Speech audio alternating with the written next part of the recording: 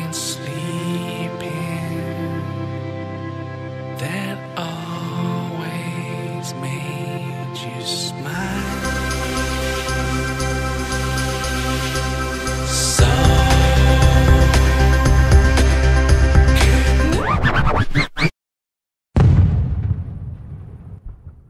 my friend's got a girlfriend and he hates that bitch.